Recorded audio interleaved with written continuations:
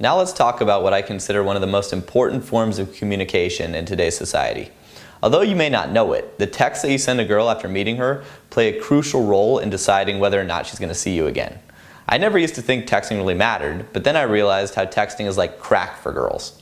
When I was in college, when T9 Word was the big rage with technology, I met this girl who would always text me. She was literally the only person I ever got texts from, and I would never respond and I'd just call her back.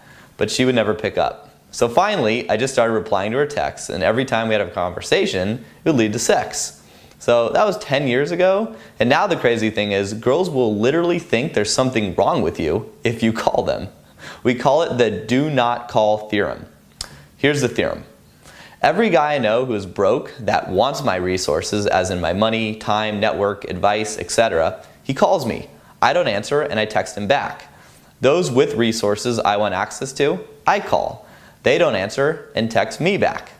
Therefore, it follows that the person with resources texts the other person who wants his resources. To sum it up, he who doesn't have shit calls the dude that has shit. Without spending too much time on this, completely disregard any stupid girl advice that says, I just want a guy to call, because anyone that inflexible or subjective shouldn't be listened to. Nearly 99% of my girlfriends laugh about idiot guys who call them. If and when you call, you will appear desperate and needy. A text is preferred because it's the most efficient method of modern communication. So don't break social protocol here. Breaking social protocol too early will put you in a position to have to fight an uphill battle. In conclusion, do not call girls. You will look desperate. Here's one more secret. The best way to improve at texting is to have someone who is way better than you at it text for you. And that is exactly what happens when you join the Become a Social Genius group.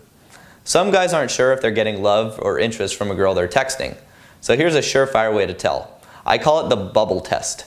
Whoever has more bubbles and longer bubbles is more interested. The bubbles are the texts, the little blurbs that pop up on your phone.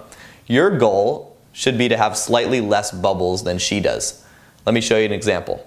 Here's a text thread with Jenny. She's on the left, I'm on the right. You can tell who's texting more. She's writing long sentences, one after the other. At one point here, she writes an entire novel, and I'm writing just short replies. They're fun and flirty, but she's investing way more in this text thread, which is showing me, and anyone who look at it, that she's into me and she's giving me way more love. She's, in essence, she's chasing me. So I hope you enjoyed the video, and stay tuned for the next one.